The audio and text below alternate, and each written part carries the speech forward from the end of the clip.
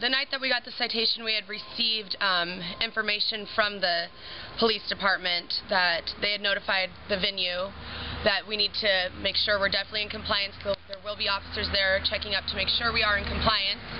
We then had our attorney speak with the police department as well, and to find out specifics, exactly what it was that they needed us to do. So we did all that we could and had a couple of malfunctions, an on-stage costume change and also a wardrobe malfunction from a classic balloon pop routine.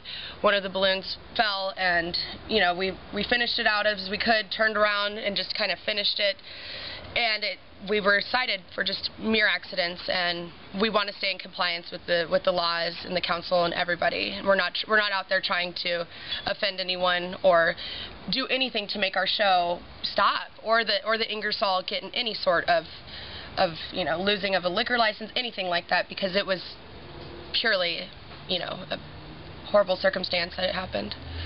Well, and again, this was not an undercover police operation. No. You knew the police were going to be there. Yes. And you just went ahead with your show. And were you aware they were videotaping? Yes. I didn't know that they were, but they told us that they would be videotaping the show. Okay. And we took extra precaution to make sure that there would be no exposure according to code. However, the powers that be, the universe wanted us to apparently have costume malfunctions, and unfortunately that happened. However, we weren't out to break any laws. We definitely respect the law and want to make sure that we can continue to have a positive relationship with not only the venue but our community and also our the authorities. So any businesses that have sponsored us and helped with our raffle and things of that nature, we want to maintain positive business relationships, and we weren't out to cause a And Aaron, in your case, what happened? How did it happen? I was performing a classic balloon pop burlesque routine, which is, as many burlesque dancers would say, is one of the classic routines that you can do. Many people have different takes on it, but I did a very basic classic balloon pop routine.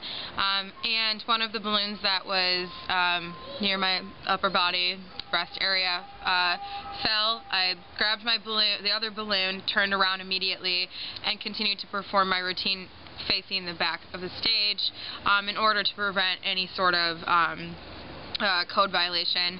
I even proceeded to get off the stage a little early in order to just get off the stage without that costuming. So, and in your case, Julia, what happened? We were changing behind it. We were performing a skit, and I was changing behind a table. It's just a regular dining table with a tablecloth that was draped around it so it would cover all the way to the floor. And I was behind that, and apparently if you were on the far edge of the stage left or stage right, I guess you could see a little bit. You could see some movement and see us back there.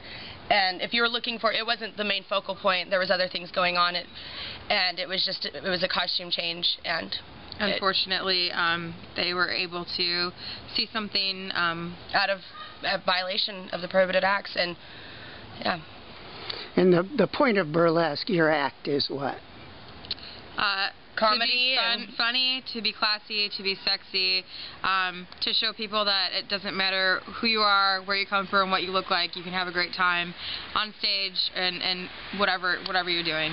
We're just, basically is that the idea of beauty in our society has now been whittled down to a waif of a woman, and that is not anything that either myself or Phoenix are, and we want to show that we have a place in the performing world without having to be super thin.